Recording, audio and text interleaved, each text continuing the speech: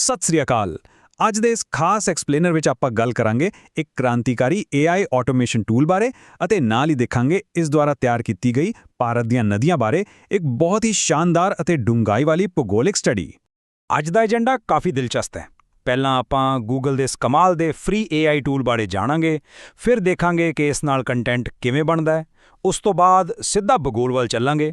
ਗੰਗਾ ਦਾ ਅਸਲੀ ਉਦਗਮ, ਸਿੰਧ ਨਦੀ ਦਾ ਨੈਟਵਰਕ, ਬ੍ਰਹਮਪੁੱਤਰ ਦਾ ਤੂਫਾਨੀ ਸਫ਼ਰ ਤੇ ਅਖੀਰ ਵਿੱਚ ਦੁਨੀਆ ਦੇ ਸਭ ਤੋਂ ਵੱਡੇ ਡੈਲਟਾ ਦਾ ਬਣਨਾ। ਤਾਂ ਆਓ ਸਭ ਤੋਂ ਪਹਿਲਾਂ ਗੂਗਲ ਦੇ ਇਸ ਮੁਫਤ AI ਟੂਲ ਯਾਨੀ ਨੋਟਬੁੱਕ LM ਬਾਰੇ ਗੱਲ ਕਰਦੇ ਹਾਂ। ਅੱਜਕੱਲ ਜ਼ਿਆਦਾਤਰ ਵਧੀਆ AI ਟੂਲ ਪੈਸੇ ਮੰਗਦੇ ਨੇ, ਹੈ ਨਾ? ਪਰ ਗੂਗਲ ਦਾ ਇਹ ਟੂਲ ਬਿਲਕੁਲ ਮੁਫਤ ਹੈ। ਸਭ ਤੋਂ ਕਮਾਲ ਦੀ ਗੱਲ ਇਹ ਹੈ ਕਿ ਇਸ ਵਿੱਚ ਕੋਈ ਗੁੰਝਲਦਾਰ ਕੋਡਿੰਗ ਜਾਂ ਪ੍ਰੌਂਪਟ ਲਿਖਣ ਦੀ ਲੋੜ ਨਹੀਂ ਪੈਂਦੀ।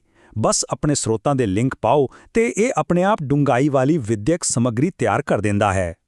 ਅਤੇ ਇਸ ਦੀ ਤਾਕਤ ਦਾ ਅੰਦਾਜ਼ਾ ਤੁਸੀਂ ਇਸ ਗੱਲ ਤੋਂ ਲਗਾ ਸਕਦੇ ਹੋ ਕਿ ਇਹ ਟੂਲ ਸਿਰਫ ਦਿੱਤੇ ਗਏ ਲਿੰਕਾਂ ਦੀ ਮਦਦ ਨਾਲ 30 ਮਿੰਟਾਂ ਤੱਕ ਦੀ ਲਗਾਤਾਰ ਬਰੀਕੀ ਨਾਲ ਭਰੀ ਐਜੂਕੇਸ਼ਨਲ ਸਮੱਗਰੀ ਬਣਾ ਸਕਦਾ ਹੈ, ਬਿਲਕੁਲ ਕਿਸੇ ਜਾਦੂ ਵਾਂਗ। ਹੁਣ ਸਵਾਲ ਆਉਂਦਾ ਹੈ ਕਿ ਇਹ ਕੰਮ ਕਿਵੇਂ ਕਰਦਾ ਹੈ? ਚਲੋ ਇਸ ਦੀ ਸੌਖੀ ਜਿਹੀ ਬਣਾਵਟ ਪ੍ਰਕਿਰਿਆ ਤੇ ਛਾਤ ਮਾਰੀਏ। ਇਹ ਪ੍ਰੋਸੈਸ ਇੰਨਾ ਸੌਖਾ ਹੈ ਕਿ ਕੋਈ ਵੀ ਵਰਤ ਸਕਦਾ ਹੈ। ਬਸ ਭਾਰਤੀ ਨਦੀਆਂ ਬਾਰੇ ਕੁਝ YouTube ਲਿੰਕਸ ਇਸ ਵਿੱਚ ਕਾਪੀ ਪੇਸਟ ਕਰੋ, ਇੱਕ ਸਧਾਰਨ ਜੀ ਕਮਾਂਡ ਲਿਖੋ ਕਿ ਤੁਹਾਨੂੰ ਕੀ ਚਾਹੀਦਾ ਹੈ ਤੇ ਫਿਰ ਜਨਰੇਟ ਤੇ ਕਲਿੱਕ ਕਰ ਦਿਓ। ਬਸ ਇੰਨਾ ਹੀ ਕੰਮ ਹੈ ਤੇ ਸਿਸਟਮ ਤੁਰੰਤ ਸਾਰਾ ਡਾਟਾ ਪੜ੍ਹ ਲੈਂਦਾ। ਤੇ ਨਤੀਜਾ ਸਿਰਫ ਕੋਈ ਬੋਰਿੰਗ ਟੈਕਸਟ ਨਹੀਂ ਮਿਲਦਾ। ਇਹ ਸਿਸਟਮ ਇੱਕੋ ਸਮੇਂ ਪੂਰੀ ਵੀਡੀਓ ਦੀ outline, interactive mind map, quiz ਅਤੇ ਇੱਥੋਂ ਤੱਕ ਕਿ ਸਟੱਡੀ ਫਲੈਸ਼ ਕਾਰਡਸ ਵੀ ਤਿਆਰ ਕਰ ਦਿੰਦਾ ਹੈ। ਬਿਲਕੁਲ ਇਸੇ ਤਰ੍ਹਾਂ ਇਸਨੇ ਸਾਡੇ ਅੱਜ ਦੇ ਸ਼ਾਨਦਾਰ ਭੂਗੋਲਿਕ ਪਾਠ ਲਈ ਸਾਰਾ ਆਧਾਰ ਤਿਆਰ ਕੀਤਾ ਹੈ।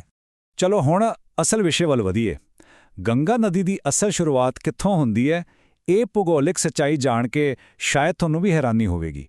ਅਕਸਰ ਸਕੂਲਾਂ ਜਾਂ ਇਮਤਿਹਾਨਾਂ ਵਿੱਚ ਇੱਕ ਬਹੁਤ ਵੱਡੀ ਗਲਤੀ ਹੁੰਦੀ ਹੈ, ਇਹ ਮੰਨ ਕੇ ਕਿ ਗੰਗਾ ਸਿੱਧੀ ਗੋਮੁਖ ਗਲੇਸ਼ੀਅਰ ਤੋਂ ਨਿਕਲਦੀ ਹੈ, ਪਰ ਅਸਲੀਅਤ ਕੁਝ ਹੋਰ ਹੀ ਹੈ। ਗੋਮੁਖ ਤੋਂ ਨਿਕਲਣੇ ਵਾਲੀ ਧਾਰਾ ਅਸਲ ਵਿੱਚ ਭਾਗੀਰਥੀ ਹੈ। ਗੰਗਾ ਦਾ ਅਧਿਕਾਰਿਤ ਨਾਮਕਰਨ ਅਤੇ ਨਿਰਮਾਣ ਤਾਂ ਦੇਵ ਪ੍ਰਯਾਗ ਵਿੱਚ ਜਾ ਕੇ ਹੁੰਦਾ ਹੈ, ਜਿੱਥੇ ਭਾਗੀਰਥੀ ਅਤੇ ਅਲਕਨੰਦਾ ਨਦੀਆਂ ਬਹੁਤ ਹੀ ਜ਼ੋਰਦਾਰ ਤਰੀਕੇ ਨਾਲ ਆਪਸ ਵਿੱਚ ਟਕਰਾਉਂਦੀਆਂ ਨੇ। ਇਸ ਨੂੰ ਯਾਦ ਰੱਖਣਾ ਥੋੜਾ ਔਖਾ ਲੱਗ ਸਕਦਾ ਹੈ, ਪਰ AI ਨੇ ਇਸ ਦਾ ਵੀ ਹੱਲ ਕੱਢਿਆ ਹੈ। ਦੇਵਤਿਆਂ ਦੇ ਨਾਵਾਂ ਵਾਲੀ ਇੱਕ ਛੋਟੀ ਜਿਹੀ ਟ੍ਰਿਕ ਯਾਦ ਰੱਖੋ। ਵਿਸ਼ਨੂੰ, ਨੰਦ, ਕਰਨ, ਰੁਦਰ ਅਤੇ ਦੇਵ, ਇਹਨਾਂ ਪੰਜਾਂ ਨੂੰ ਮਿਲਾ ਕੇ ਬਣਦਾ ਹੈ ਪੰਜ ਪ੍ਰਯਾਗ।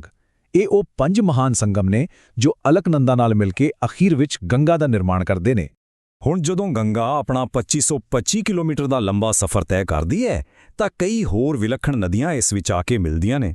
ਉਦਾਹਰਣ ਵਜੋਂ ਕੋਸੀ ਨਦੀ, ਜਿਸ ਨੂੰ ਬਿਹਾਰ ਦਾ ਸੋਕ ਕਿਹਾ ਜਾਂਦਾ ਹੈ, ਕਿਉਂਕਿ ਇਹ ਆਪਣੇ ਹੀ ਰਸਤੇ ਵਿੱਚ ਇੰਨੀ ਗਾਦ ਤੇ ਪੱਥਰ ਜਮ੍ਹਾਂ ਕਰ ਲੈਂਦੀ ਹੈ ਕਿ ਰਸਤਾ ਬਲੌਕ ਹੋਣ ਕਾਰਨ ਅਚਾਨਕ ਹੜ੍ਹ ਆ ਜਾਂਦੇ ਨੇ। ਤੇ ਦੂਜੇ ਪਾਸੇ ਹੈ ਸੋਨ ਨਦੀ, ਜੋ ਆਮ ਗ੍ਰੈਵਿਟੀ ਦੇ ਨਿਯਮਾਂ ਨੂੰ ਤੋੜਦੀ ਹੋਈ ਉੱਤਰ ਵੱਲ ਵਗਦੀ ਹੈ। ਅਜਿਹਾ ਇੱਕ ਪੁਰਾਣੀ ਟੈਕਟੋਨਿਕ ਰਿਫਟ ਵੈਲੀ ਕਾਰਨ ਹੁੰਦਾ ਹੈ। ਕਮਾਲ ਹੈ ਨਾ? ਇੱਕ ਹੋਰ ਵੱਡੀ ਗੱਲ ਜਿੱਥੇ ਭੂਗੋਲ ਦੇ ਵਿਦਿਆਰਥੀ ਅਕਸਰ ਭੁਲੇਖਾ ਖਾ ਜਾਂਦੇ ਨੇ, ਉਹ ਹੈ ਟਿਹਰੀ ਡੈਮ। ਲੋਕਾਂ ਨੂੰ ਲੱਗਦਾ ਹੈ ਕਿ ਇਹ ਗੰਗਾ ਤੇ ਬਣਿਆ ਹੈ, ਪਰ ਅਸਲ ਤੱਥ ਇਹ ਹੈ ਕਿ ਇਹ ਡੈਮ ਪੂਰੀ ਤਰ੍ਹਾਂ ਭਾਗੀਰਥੀ ਨਦੀ ਤੇ ਸਥਿਤ ਹੈ, ਉਹ ਵੀ ਉਦੋਂ ਜਦੋਂ ਤੱਕ ਗੰਗਾ ਅਧਿਕਾਰਿਕ ਤੌਰ ਤੇ ਹੋਂਦ ਵਿੱਚ ਵੀ ਨਹੀਂ ਆਈ ਹੁੰਦੀ। ਤੇ ਸਾਨੂੰ ਇਹ ਨਹੀਂ ਭੁੱਲਣਾ ਚਾਹੀਦਾ ਕਿ ਗੰਗਾ ਸਿਰਫ ਪਾਣੀ ਦਾ ਵਹਾਅ ਨਹੀਂ, ਸਗੋਂ ਆਪਣੇ ਆਪ ਵਿੱਚ ਇੱਕ ਪੂਰਾ ਜਿਉਂਦਾ ਜਾਗਦਾ ਈਕੋਸਿਸਟਮ ਹੈ। ਇਸ ਨਦੀ ਦਾ ਪਾਣੀ ਕੁਦਰਤੀ ਤੌਰ ਤੇ ਬੈਕਟੀਰੀਓਫੇਜ ਨਾਮਕ ਖਾਸ ਵਾਇਰਸਾਂ ਕਰਕੇ ਸਾਫ਼ ਰਹਿੰਦਾ ਹੈ, ਜੋ ਹਾਨੀਕਾਰਕ ਬੈਕਟੀਰੀਆ ਨੂੰ ਖਤਮ ਕਰ ਦਿੰਦੇ ਨੇ। ਤੇ ਇਸ ਸ਼ੁੱਧਤਾ ਦਾ ਸਭ ਤੋਂ ਵੱਡਾ ਸਬੂਤ ਹੈ ਦੁਰਲੱਭ ਅੰਨੀ ਡਾਲਫਿਨ ਦਾ ਮਿਲਣਾ। ਇਹ ਡਾਲਫਿਨ ਸਿਰਫ ਬੇਹੱਦ ਸ਼ੁੱਧ ਪਾਣੀ ਵਿੱਚ ਹੀ ਜ਼ਿੰਦਾ ਰਹਿ ਸਕਦੀ ਹੈ। ਸਮਝੋ, ਕੁਦਰਤ ਦਾ ਆਪਣਾ ਹੈਲਥ ਸਰਟੀਫਿਕੇਟ ਹੈ।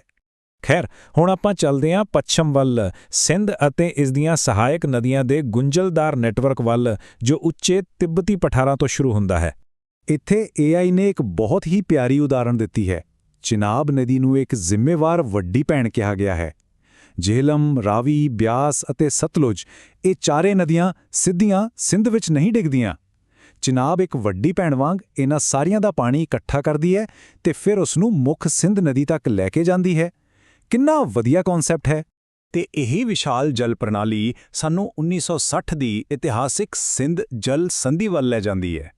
ਇਹ ਇੱਕ ਅਜਿਹਾ ਸਮਝੌਤਾ ਸੀ ਜਿਸ ਨੇ ਬਿਨਾਂ ਕਿਸੇ ਸਿਆਸੀ ਪੱਖਪਾਤ ਦੇ ਇਸ ਪਾਣੀ ਦੀ ਵੰਡ ਕੀਤੀ।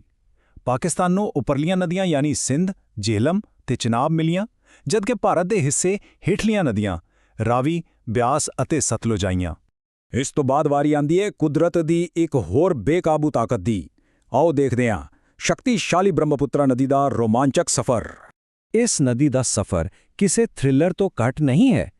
ਹਿਮਾਲਿਆ ਦੇ ਸਮਾਨਾਂਤਰ ਵਗਦੀ ਹੋਈ ਇਹ ਨਾਮਚਾ ਬਰਵਾ ਪਰਬਤ ਕੋ ਪਹੁੰਚ ਕੇ ਇੱਕ ਅਚਾਨਕ ਤੇ ਹਿੰਸਕ ਯੂ-ਟਰਨ ਲੈਂਦੀ ਹੈ। ਪਰ ਸਭ ਤੋਂ ਦਿਲਚਸਪ ਗੱਲ ਇਹ ਹੈ ਕਿ ਆਪਣੇ ਸਫ਼ਰ ਦੌਰਾਨ ਇਹ ਨਦੀ 4 ਵਾਰ ਆਪਣੀ ਪਹਿਚਾਨ ਬਦਲਦੀ ਹੈ। ਤਿੱਬਤ ਵਿੱਚ ਸਾਂਗਪੋ, ਅਰੁਣਾਚਲ ਵਿੱਚ ਦੇਹਾਗ, ਅਸਾਮ ਵਿੱਚ ਬ੍ਰਹਮਪੁੱਤਰ ਤੇ ਬੰਗਲਾਦੇਸ਼ ਵਿੱਚ ਜਾ ਕੇ ਜਮਨਾ ਬਣ ਜਾਂਦੀ ਹੈ। ਇਹ ਸਿਰਫ ਨਾਮ ਨਹੀਂ ਬਦਲਦੀ, ਸਗੋਂ ਹਰ ਇਲਾਕੇ ਦੇ ਭੂਗੋਲ ਤੇ ਸੱਭਿਆਚਾਰ ਵਿੱਚ ਪੂਰੀ ਤਰ੍ਹਾਂ ਰਚ-ਮਿਚ ਜਾਂਦੀ ਹੈ।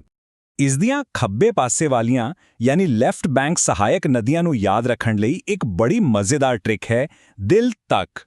ਜਿਵੇਂ ਇਨਸਾਨੀ ਦਿਲ ਖੱਬੇ ਪਾਸੇ ਹੁੰਦਾ ਹੈ, ਉਵੇਂ ਹੀ ਇਹ ਨਦੀਆਂ ਦਿਬਾਂਗ, ਲੋਹਿਤ, ਤਨਸਿਰੀ ਅਤੇ ਕੋਪੀਲੀ ਖੱਬੇ ਪਾਸਿਓਂ ਆ ਕੇ ਮਿਲਦੀਆਂ ਨੇ। ਖਾਸ ਕਰਕੇ ਲੋਹਿਤ ਨਦੀ, ਜਿਸ ਦੀ ਮਿੱਟੀ ਐਨੀ ਲਾਲ ਹੈ ਕਿ ਇਸ ਨੂੰ ਖੂਨੀ ਨਦੀ ਵੀ ਕਿਹਾ ਜਾਂਦਾ ਹੈ। ਆਖਰਕਾਰ ਇਹ ਕਹਾਣੀ ਆਪਣੇ ਸਭ ਤੋਂ ਸ਼ਾਨਦਾਰ ਪੜਾਅ ਤੇ ਪਹੁੰਚਦੀ ਹੈ, ਮਹਾਨ ਡੈਲਟਾ ਦਾ ਨਿਰਮਾਣ, ਜਿੱਥੇ ਇਹ ਵਿਸ਼ਾਲ ਨਦੀਆਂ ਆਪਸ 'ਚ ਟਕਰਾਉਂਦੀਆਂ ਨੇ। ਬੰਗਲਾਦੇਸ਼ ਦੇ ਮੈਦਾਨਾਂ ਵਿੱਚ ਪਹੁੰਚ ਕੇ ਅਸਲੀ ਕਲਾਈਮੈਕਸ ਆਉਂਦਾ ਹੈ। ਗੰਗਾ, ਜੋ ਹੁਣ ਪਦਮਾ ਬਣ ਚੁੱਕੀ ਹੈ, ਅਤੇ ਬ੍ਰਹਮਪੁੱਤਰ ਯਾਨੀ ਜਮੁਨਾ, ਇਹ ਦੋਵੇਂ ਮਿਲ ਕੇ ਵਿਸ਼ਾਲ ਮੇਘਨਾ ਦਾ ਰੂਪ ਲੈ ਲੈਂਦੀਆਂ ਨੇ। ਇੱਥੇ ਜ਼ਮੀਨ ਇੰਨੀ ਪੱਧਰੀ ਹੈ ਕਿ ਪਾਣੀ ਦੀ ਸਾਰੀ ਗਤਿਜ ਊਰਜਾ ਯਾਨੀ ਕਾਇਨੇਟਿਕ એનર્ਜੀ ਖਤਮ ਹੋ ਜਾਂਦੀ ਹੈ। ਨਦੀਆਂ ਕੋਲ ਇੰਨਾ ਜ਼ੋਰ ਹੀ ਨਹੀਂ ਬਚਦਾ ਕਿ ਪਹਾੜਾਂ ਤੋਂ ਲਿਆਂਦੀ ਗਈ ਅਣਗਿਣਤ ਮਿੱਟੀ ਤੇ ਮਲਬੇ ਨੂੰ ਸਮੁੰਦਰ ਤੱਕ ਧੱਕ ਸਕਣ। ਇਸ ਲਈ ਉਹ ਬੇਅੰਤ ਗਾਦ ਉੱਥੇ ਜਮ੍ਹਾਂ ਹੋਣ ਲੱਗਦੀ ਹੈ। ਅਤੇ ਫਿਰ ਕੁਦਰਤ ਆਪਣਾ ਸਭ ਤੋਂ ਵੱਡਾ ਜਾਦੂ ਦਿਖਾਉਂਦੀ ਹੈ। ਇਸ ਜਮ੍ਹਾਂ ਹੋਈ ਗਾਦ ਨਾਲ ਸ਼ਾਬਦਿਕ ਤੌਰ ਤੇ ਨਵੀਆਂ ਦੁਨੀਆਵਾਂ ਬਣਦੀਆਂ ਨੇ, ਜਿਵੇਂ ਕਿ ਮਾਜੁਲੀ ਟਾਪੂ, ਨਦੀ ਦੇ ਵਿਚਕਾਰ ਬਣਿਆ ਇੰਨਾ ਵਿਸ਼ਾਲ ਟਾਪੂ ਕਿ ਉਸ ਨੂੰ ਪੂਰਾ ਇੱਕ ਪ੍ਰਸ਼ਾਸਨਿਕ ਜ਼ਿਲ੍ਹਾ ਘੋਸ਼ਿਤ ਕਰਨਾ ਪਿਆ, ਅਤੇ ਬੇਸ਼ੱਕ ਸੁੰਦਰਬਨ, ਜੋ ਕਿ ਦੁਨੀਆ ਦਾ ਸਭ ਤੋਂ ਵੱਡਾ ਡੈਲਟਾ ਹੈ। ਜਾਂਦੇ-ਜਾਂਦੇ ਇਹ AI ਐਕਸਪਲੇਨਰ ਸਾਨੂੰ ਇੱਕ ਬਹੁਤ ਹੀ ਡੂੰਘੇ ਸਵਾਲ ਨਾਲ ਛੱਡ ਜਾਂਦਾ ਹੈ। ਜੇਕਰ ਇਹ ਸਾਰੀਆਂ ਨਦੀਆਂ, ਇਹ ਪੂਰਾ ਈਕੋਸਿਸਟਮ ਆਪਸ ਵਿੱਚ ਇੰਨੀ ਬਾਰੀਕੀ ਨਾਲ ਜੁੜਿਆ ਹੋਇਆ ਹੈ, ਤਾਂ ਸੋਚੋ, ਜੇ ਮਾਨਸਰੋਵਰ ਝੀਲ ਦੇ ਉਸ ਛੋਟੇ ਜਿਹੇ ਉਦਗਮ ਵਾਲੇ ਇਲਾਕੇ ਦਾ ਮੌਸਮ ਥੋੜਾ ਜਿਹਾ ਵੀ ਬਦਲ ਜਾਵੇ ਤਾਂ ਇਸ ਦਾ ਅਸਰ ਕਿੰਨਾ ਵੱਡਾ ਹੋਵੇਗਾ। ਲੱਖਾਂ ਕਰੋੜਾਂ ਲੋਕਾਂ ਅਤੇ ਪੂਰੇ ਉਪਮਹਾਦੀਪ ਦੇ ਭੂਗੋਲ ਤੇ ਕੀ ਬੀਤੇਗੀ। ਇਹ ਵਾਕਈ ਸੋਚਣ ਵਾਲੀ ਗੱਲ ਹੈ। ਖੈਰ, ਅੱਜ ਦੇ ਐਕਸਪਲੇਨਰ ਲਈ ਇੰਨਾ ਹੀ।